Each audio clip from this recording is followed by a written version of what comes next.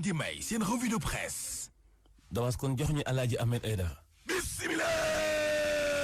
waaye Macky Sall mi la kii est-ce que du buur daale tribune yéene kaa ne état d'urgence ak état de siège ba waaw dama ne la majorité mécanique ba député yi nga xam ne ñoo ànd ak moom wane nañ seen doole nag démb kon ci assemblée nationale réew mi quotidien ne dama ne la Macky Sall day waaw kattan gi nga xam ne nag maanaam moom lañ ko jox démb day mi ngi ko ni ci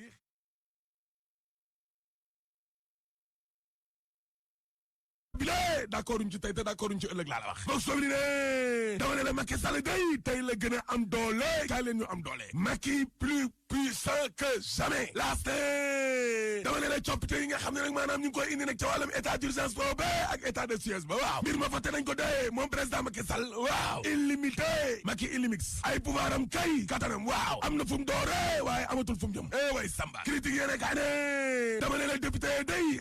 jël nañu Macky Sall ne def ko kon buur waaye loolee bettul kenn de déedéet gars yi tëju nañu démb même bu dee opposition bi sax doon nañu kaas ñi ànd ak Macky Sall daal indi nañu ay coppite ci état d'urgence ko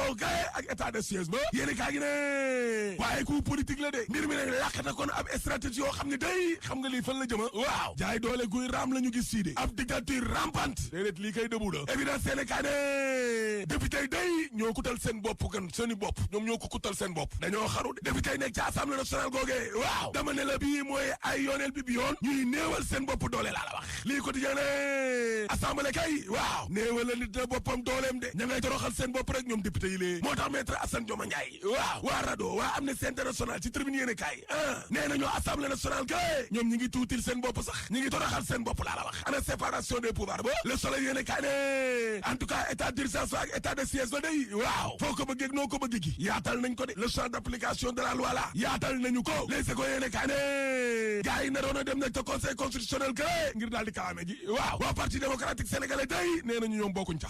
ba nuppi sax daal di song nag Abdou Mbacké Dolly parce que Serigne Cheikh Mbacké Dolly président groupe parlementaire PDS waaw nee na sama doomu baay bi ci boppam nag dafa war di xoolaat taxawaayam ak façon bi muy defee ci biir groupe bi parce que bu dul PDS tey mënoo am na fukk ak juróom benn ci ñoo xam ne ko dañoo signé non inscrit yi juróom-ñeent lañu Aïda Mbodj Oulimata Guiro ak Marième Soda Ndiaye day voté nañu wii de waaw enquête yéene kaay ne en tout cas Macky Sall daal mi ngi ne ci kattanam téye na ko de Macky ci ses pouvoirs Adama Gaye day journaliste ci 24 heures waaw moom daal jàpp ne gis nga penc na réew mi de assemblée nationale bi lée li mu def te dara lu dul xaru assemblée ba ca boppam moo xaru laa la wax Mame Diarra Fam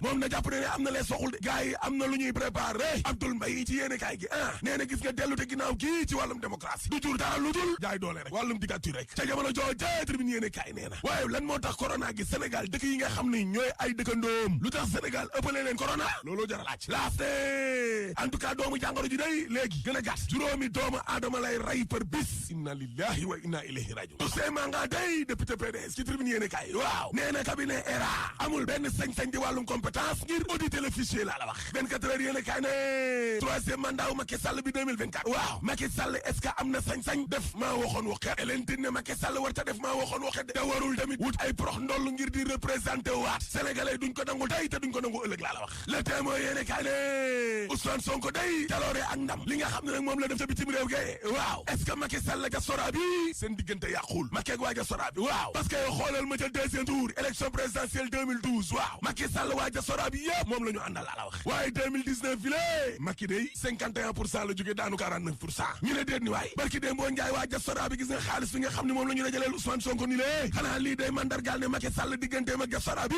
mbaa dooraa jeex diaspora boobee l'observateur nee na jaari sow day ma nga Toulouse de waaye xibaar bi wóorul de tribune yéene kaay ne xibaar bu neex bañ am na ca jaari sow googee waaw mooy hôpitaux yi ak sapeur pompier day joxewuñ benn xibaar ba soli ne jaari sow moomee est-ce que demul vacances Toulouse seen dañ ko fa de libération yéene kaay ne ko jaari sow foo ne ay waay jaari foo ne Dakar Times te en tout cas bëri na ay lëndëm de lool les si ko yéene kaay ne ëttu procureur ba ca Paris day dugal na ca loxoom nag jaari kay fi mu nekk nii journaliste yi nekk ca France ka moom la ñuy waxtaane laa la wax susaane maître Moussa Diop day ma ngay préparé na tontu kon kii di directeur général Dakar Dem Dikk bu bees bi maître Moussa Diop dana wax nag oto wu Omar Bun Khattab Silla boobee ñaata lay jar marché wu 6 milliards u benn société hydrocarbure ba nag ak Bun Khattab Silla direct news de waaye ñetti téeméeri junni ñi nga xam ne train express régional bi la di TER bi gaañ na leen de ñooñee day ñu ngay menacé ne boo sàgganee na gis nga liggéeyu TER boobee danañu ko arrêté de mardi taali waaw dama ne la ñetti atu yàllaa ngi ni lée ñu ne ci yoonu TER gi ay kër yoo xam ne daaneel nañ ko ay njaboot yoo xam ne tasaaroo nañ ay jigéen ak ay ndaw yoo xam ne lañ doon liggéey ak am yëpp TER bi yóbbu na leen TER ñi nga xam ne dañ leen faa jëlee day ba léegi nii la ñu ngi daw ci seenu ginnaaw ndàmp président Macky Sall kon joxe na ndigal mais dara daa mel ni lii yéex ca APEX si gële la ak administration territoriale ga lii na tax na ba ñi nga xam ne kon TER gi rey na leen waaw nee nañu daal bu ko laajee nag danañu dox kon dem ba ca pale bare pour ñu dégg ñu rek te nag jàppale ne kenn mënuñu téye laa la wax jabaru Jóob iseg ba woon day teg nañ ko loxo l'Observateur ne Aïssatou Seydi day ne kon jabaru Jóob iseg waaw mais ni ko gendarmerie jàppee ci boppam daa ñaaw sax daal dinañ koy déglu caabi féete na ko kon ginnaaw procureur santaane lu ni mel tey man Sénégal gi lée waaye nag mbir mi daal xam naa ne ak lu mu doy waar du doy waar ba gën a doy waar